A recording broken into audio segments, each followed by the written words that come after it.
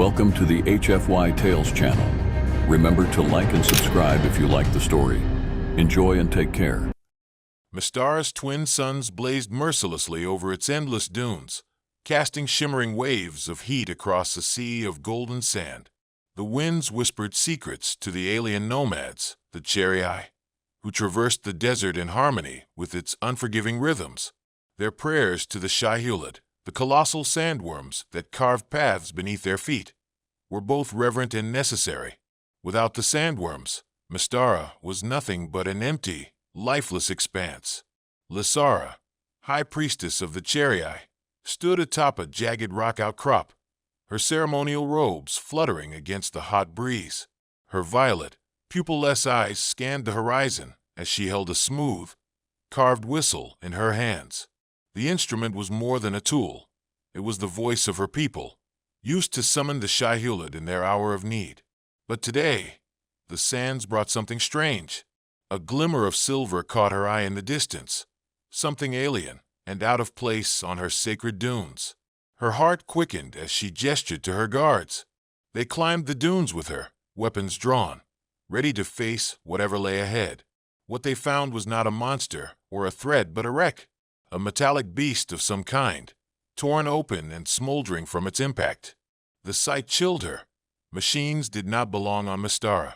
Her people avoided such desecrations of the natural world. Yet inside the wreck, they found him, a being unlike any she had seen. Pale skin marred with cuts, a mess of dark hair stuck to his brow, and strange garments that shimmered unnaturally under the suns. He was unconscious but alive. "Priestess," one of her guards murmured, his tone uneasy. "What should we do?" "Bring him to the Enclave," Lysara commanded, though her own voice trembled. "We must know why he is here." Alexander Kane awoke to the sound of hissing whispers and the soft glow of firelight. His head throbbed, his limbs felt heavy, and every breath carried the sharp sting of dry, hot air. The last thing he remembered was his ship crashing through Mystara's atmosphere, alarms blaring as he tried to stabilize the descent. Now he found himself lying on a bed of woven reeds, surrounded by creatures that were both stunning and terrifying. They were humanoid, with slender frames and skin the color of polished obsidian. Their eyes glowed faintly in the dim light, unblinking as they studied him. The tallest of them, a woman with violet eyes and intricate markings across her face, stepped forward. "You are awake," she said, her voice calm but carrying the weight of authority. She held herself with regal composure, though her gaze betrayed a flicker of curiosity. Alexander sat up slowly, his body protesting with every movement. "Yeah, awake and wondering where the hell I am." He winced, rubbing his temples. "And who you are?" "I am Lysara, high priestess of the Cherii," she replied. "You have trespassed on sacred lands, human. Explain yourself." Alexander blinked, his mind struggling to process her words. Her language was alien, yet he understood her as if she spoke his own tongue. "Sacred lands," he repeated, his voice hoarse. "Look, lady, I didn't exactly plan to crash here. My ship gave out and, well, here I am." The Cherii murmured among themselves, their melodic language rising and falling like a song. Lysara silenced them with a raised hand. "You claim no ill intent, yet your presence here is a disruption. Machines like yours do not belong in the sands of Mystara." "Noted," Alexander muttered. He glanced around, taking in the curious stares and the alien architecture of the tent they occupied. "But if it's all the same to you, I'd rather not die out here. Fix my ship, and I'll be out of your hair." A ripple of amusement spread through the Cherii, though Lysara remained stone-faced. "You speak as though we owe you assistance," she said. "Your fate is not yet decided. For now, you will remain under our watch." The following days were a whirlwind of alien customs and awkward misunderstandings. Alexander, confined to a small tent near the Enclave center, quickly learned that the Cherii had little patience for his irreverent humor. They were a proud, ritualistic people who revered the sandworms and saw humans as little more than curiosities. Lysara visited often, her questions direct and probing. You are not like the creatures of Mystara, she said one evening, studying him from across the tent. Your body, it is strange. Alexander leaned back on his makeshift cot, smirking. Strange, I'll take that as a compliment. Lysara frowned. Explain this. She gestured toward his midsection, her expression one of cautious curiosity. You carry a miniature Shai Hulud?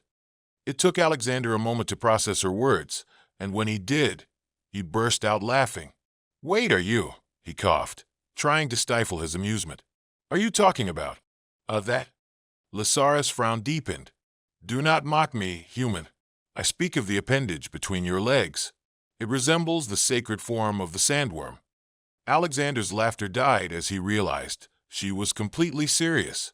Okay, first of all, that's not a worm. And second, wow, you really don't know about human anatomy, do you? The awkward exchange marked a turning point in their interactions. Though Lysara remained composed, her curiosity about Alexander's species grew. In turn, he began to see her not as an alien priestess, but as a person fierce, intelligent, and deeply tied to her people's traditions. One evening, a violent sandstorm swept across the dunes, threatening to tear through the Cherii enclave. Alexander, drawing on his survival training, helped secure the tents and guided several Cherii to safety in a nearby cave. His quick thinking earned him the grudging respect of the tribe, though Lysara was less easily impressed. You are resourceful, she admitted as they huddled in the cave, the storm raging outside. But resourcefulness does not make you one of us. I'm not trying to be one of you, Alexander replied, his tone softer than usual. I just don't want to see anyone get hurt, even if you guys think I'm a freak. Lysara studied him in the flickering light of the fire. You are different, she said, but perhaps not a freak. For the first time, Alexander saw a hint of a smile on her lips. It was small, fleeting, but it warmed the cold distance between them. The days following the sandstorm passed with a quiet tension that hung between Alexander and Lysara. While the Cherii continued their daily rituals, Lysara's visits to his tent grew longer and more frequent. Each interaction chipped away at the barriers between them, though neither was ready to acknowledge the growing connection outright. One evening, Lysara entered Alexander's tent, carrying a clay bowl filled with fragrant broth. Her expression was guarded, but her curiosity betrayed her. You have not eaten since morning, she said, setting the bowl down in front of him. Alexander raised an eyebrow. Is this an offering, or do you plan to interrogate me again? Lysara ignored the jab and sat cross-legged across from him. You speak much, but say little. Tonight, I wish to understand more about you, about your kind. He stirred the broth with a carved spoon, the earthy aroma making his stomach growl. Fair enough, he said, taking a sip. What do you want to know? Her gaze was steady, almost too intense. Your anatomy, the appendage. You claimed it is not a worm. Then what is its purpose? Alexander nearly choked on his broth. Seriously? That's your first question? It is perplexing, Lysara admitted, her tone matter-of-fact. Among my people, only the Shai Hulud bears such a form. It is a symbol of power and creation. Yet you claim it is common among humans. He set the bowl down and rubbed his temples. Okay, let's clear this up. That appendage is part of human reproduction. It's how we, continue our species. Lysara's violet eyes widened slightly. Reproduction. She leaned forward, clearly fascinated. Explain. Alexander groaned, half amused and half mortified. You're really putting me on the spot here, aren't you? Is it not a topic your kind discusses openly? She asked, tilting her head. Nah, exactly, he muttered, but her earnest curiosity made it impossible to dismiss her. So, with a mix of awkwardness and humor, he explained the basics of human reproduction, all while avoiding her unblinking stare. By the time he finished, Lysara was silent, processing the information. Finally, she spoke. Your kind is strange, yet there is a beauty in your simplicity. Thanks, I think, Alexander said, scratching the back of his head. Glad I could clear that up for you. The next day, Lysara summoned Alexander to join her on a journey to the outer dunes. She explained that they needed to retrieve a rare mineral deposit that was vital for their rituals. It was an arduous trek, made more dangerous by the ever-present threat of the Shai Hulud. Why bring me along? Alexander asked as they prepared to depart. Thought I was just a weird alien. You have proven resourceful, Lysara said, and you may yet prove useful again. The journey was a trial of endurance. The heat was relentless, and the shifting sand seemed to conspire against them. But as they navigated the harsh terrain, Alexander found himself marveling at Lysara's grace and resilience. She moved with the confidence of someone who belonged to the desert, her every step purposeful. Their banter provided a welcome distraction from the oppressive environment. Alexander cracked jokes, often at his own expense, and Lysara, despite her stoic demeanor, occasionally let out a soft chuckle. It was a sound Alexander found oddly comforting. As they neared their destination, the ground began to tremble, a subtle vibration that quickly escalated into a violent quake. Lysara froze, her expression grave. Shai Hulud. Of course it is, Alexander muttered, drawing the knife Lysara had begrudgingly allowed him to carry. What do we do? Do not move, she said, her voice barely a whisper. It hunts by sound. The sand erupted a moment later, and a massive sandworm burst forth, its segmented body shimmering like molten gold in the sunlight. Its maw, lined with rows of jagged teeth, opened wide as it roared. Alexander acted on instinct. Grabbing Lysara's arm, he pulled her toward a nearby rock outcrop, narrowly avoiding the creature's lunge. You call that not moving?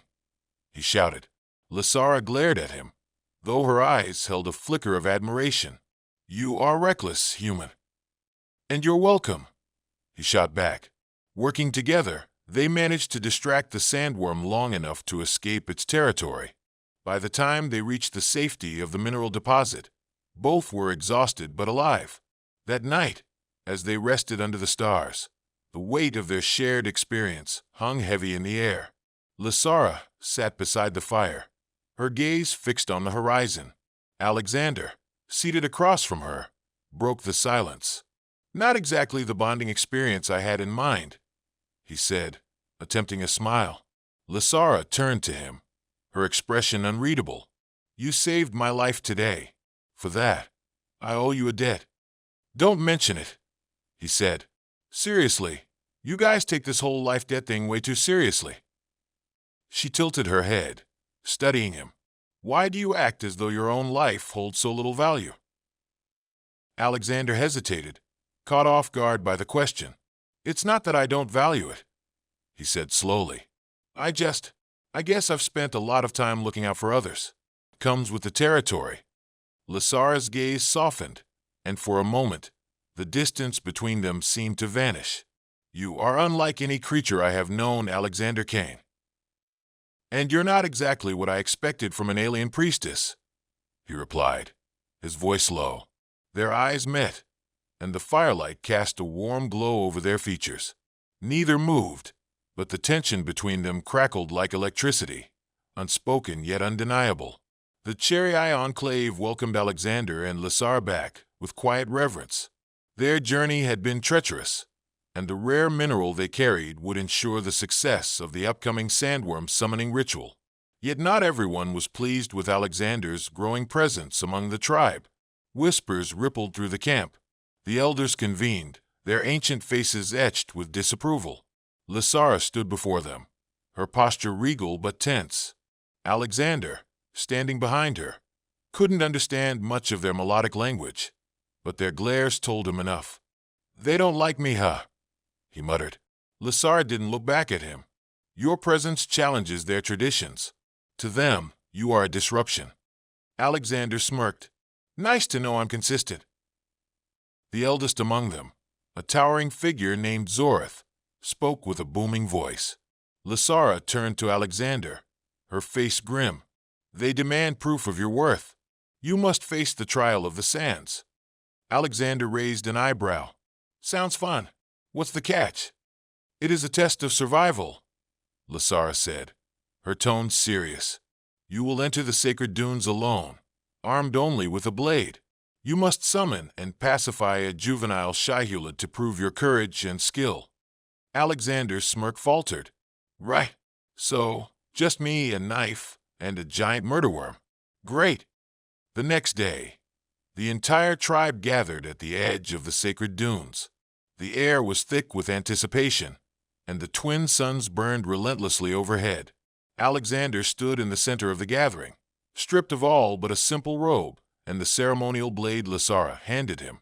Stay still and listen, she whispered, her voice barely audible over the wind. The sand will tell you where the Shai Hulud moves. Trust it.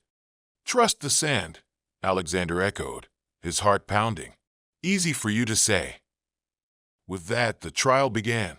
The tribe watched in silence as Alexander stepped into the vast, empty expanse. The heat was suffocating, the silence oppressive. Every step felt like a gamble, his boots sinking into the shifting ground. He closed his eyes, focusing on the vibrations Lasara had described. A faint tremor beneath his feet sent a jolt through his body. The sandworm was near. Moments later, the ground erupted in a cascade of sand, and a juvenile Shai Hulud emerged. Though smaller than the adult they had encountered, it was still an awe-inspiring and terrifying sight. Okay, big guy, Alexander muttered, gripping his blade tightly. Let's dance. The sandworm lunged, its gaping maw snapping inches from Alexander as he dove to the side. Rolling to his feet, he slashed at the creature's flank, his blade glancing off its armored hide. The worm roared, shaking the ground with its fury. Alexander dodged and weaved, using the sand to his advantage as he recalled Lasara's advice. He began to move in rhythm with the vibrations, predicting the worm's attacks and evading them with increasing precision. Finally, an opportunity presented itself. The sandworm reared back, exposing the softer underside of its maw. Alexander leapt forward, driving his blade into the vulnerable flesh. The creature writhed but did not retreat. Instead, it stilled, its massive head lowering as if in submission. Breathing heavily, Alexander stepped back, the blade still in hand. The sandworm remained motionless, its glowing eyes locked on him. The tribe erupted into cheers as the worm sank back into the sand, disappearing beneath the dunes. Alexander turned to face them, his chest heaving and his robe covered in sand and sweat. As Alexander returned to the enclave, the tribe surrounded him with shouts of approval and admiration. Yet the elders remained stoic, their expressions unreadable. Zorth stepped forward, his voice cutting through the celebration. The human has passed the trial, he announced. But his presence continues to disrupt the balance of our people. He must leave. The cheers died instantly. Lasara stepped forward, her hands clenched into fists. You cannot exile him after he has proven himself. The trial was to test his worth, not his place among us, Zorth replied. His presence threatens our way of life. Lasara's voice rose, defiance burning in her eyes. He saved my life. He saved all of us during the storm. How many more trials must he endure to earn your respect? Zortha's glare turned icy. You forget your place, priestess. I have not forgotten, she said, her voice steady. But perhaps it is you who has forgotten the meaning of courage and unity. That night, Lasara visited Alexander in his tent. Her expression was a storm of emotions, anger, sadness, and something he couldn't quite place. Rough crowd, Alexander said, leaning against the wall. Guess I should start packing. You are not leaving, Lasara said firmly. I will not allow it. He raised an eyebrow. Not sure that's up to you. It is, she said, stepping closer. You have shown strength and compassion unlike any I have known. The elders may fear you, but I do not. There was a charged silence between them. Then, almost imperceptibly, Lasara reached out, her fingers brushing against his. The touch was tentative, as though testing the boundaries of what was possible. Alexander met her gaze, his voice low. You're playing a dangerous game, priestess.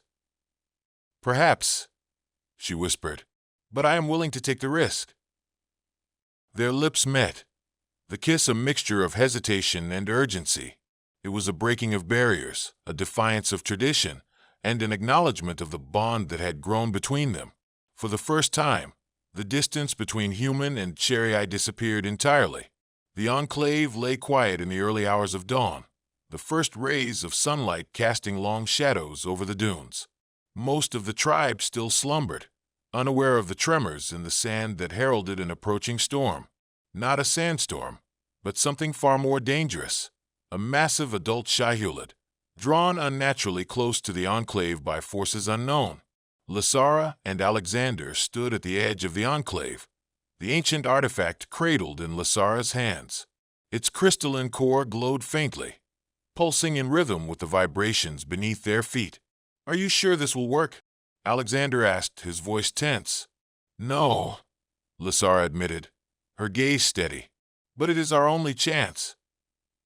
A deafening roar erupted from the dunes as the Shai Hulud breached the surface, its enormous form blotting out the sun. Panic rippled through the tribe as the massive sandworm bore down on the enclave, its segmented body churning the sand in a tidal wave of destruction. The elders scrambled to organize a defense, their ceremonial weapons little more than glorified spears against a creature of this magnitude. Zoratha's booming voice called for order, but fear had already taken hold. It was Lysara who stepped forward, her voice cutting through the chaos. "Stay back! We will stop it." The elders turned in shock as Lysara and Alexander stood together, the artifact glowing brighter in Lysara's hands. "Madness!" Zorath spat. "You will doom us all." "No," Lysara replied, her voice firm. "We will save you." As the sandworm reared back, preparing to strike, Lysara activated the artifact. The glow intensified, sending waves of energy pulsing through the air. The Shai Hulud paused, its massive head tilting as if listening. Alexander watched in awe as the vibrations beneath their feet changed, syncing with the artifact's rhythm.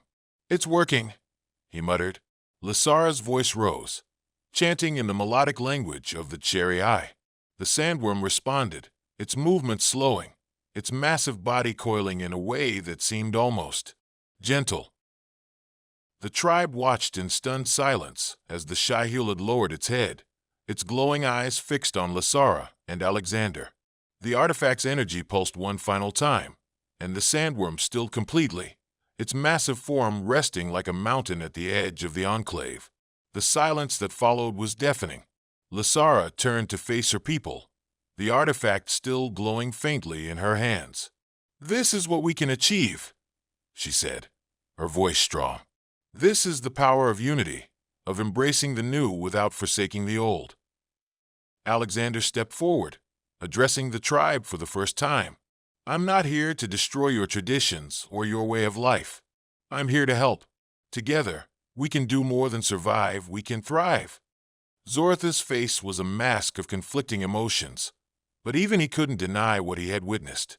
Finally, he stepped forward and bowed his head. "You have proven your worth," he said reluctantly. "Both of you." The crowd erupted into cheers, their fear replaced by awe and admiration.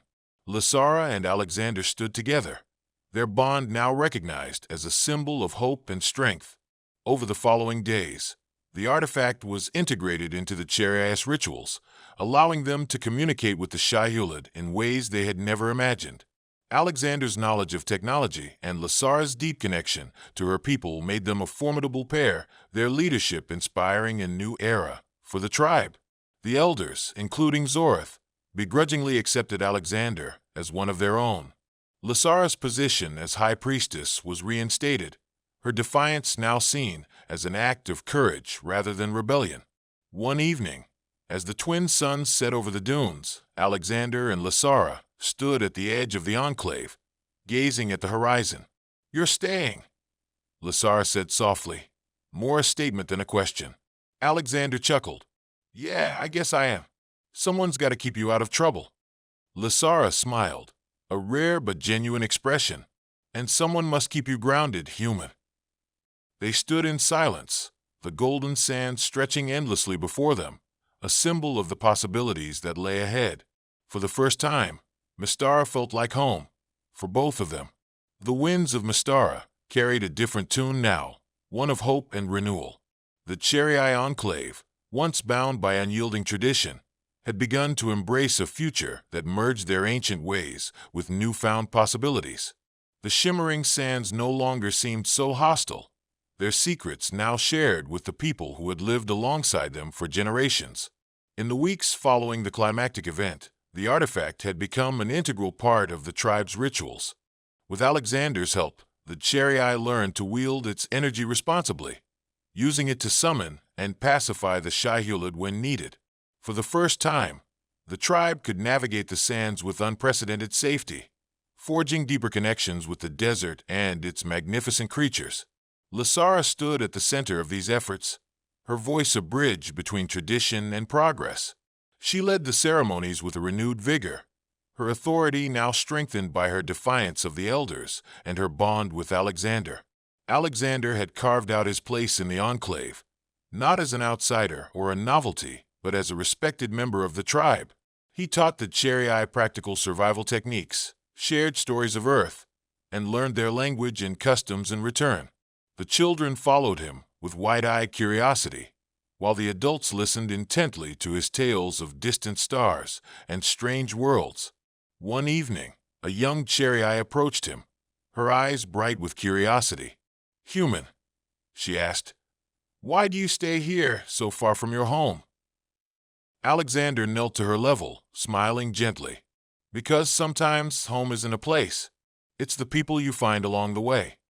The girl nodded thoughtfully, her small hand brushing against his as she whispered, "Thank you for saving us." Life with Lysara had its challenges, but it was a life Alexander had come to cherish. The fiery high priestess was both a partner and a force of nature, her sharp wit and unyielding determination keeping him on his toes. Their moments together were rare but precious, stolen between duties and responsibilities. One night, under the light of Mystara's twin moons, Alexander found Lysara sitting atop a high dune, her violet eyes reflecting the starlight. He joined her, the silence between them warm and familiar. "You look tired," he said, breaking the quiet. "Leadership is demanding," she admitted, her voice softer than usual. "But it is easier with you here." "Glad to be of service, priestess," he teased, earning a small smirk from her. They sat in silence for a while, the desert stretching endlessly around them. Finally, Lysara spoke, her tone serious. "Do you regret staying?" Alexander looked at her, his expression uncharacteristically earnest. "Not for a second." She leaned into him, her head resting on his shoulder. For a moment, the weight of their responsibilities melted away, leaving only the two of them under the vast, endless sky. The Enclave flourished in the months that followed. With Alexander and Lysara leading together, the Cherrii began forging alliances with other nomadic tribes, sharing the artifact's secrets and uniting their scattered people. Mystara's sands, once seen as a harsh and unyielding force, had become a symbol of connection and resilience. For Alexander, life on Mystara was nothing like the one he had left behind, but it was more than he could have hoped for. The desert had tested him, shaped him, and ultimately given him a new purpose. And for Lysara, Alexander was more than a partner. He was proof that even the most steadfast traditions could evolve without losing their essence. Together, they had turned a chance encounter into a story of hope, courage, and unity. As the suns dipped below the horizon, casting the desert in hues of gold and crimson, Alexander and Lysara stood together at the edge of the Enclave. The whispers of the sands carried the laughter of children and the hum of a thriving community. "You think the Shai Hulud will ever stop being scary?" Alexander asked, a grin tugging at his lips. Lysara raised an eyebrow. "No, and if you are wise, you will never stop respecting them."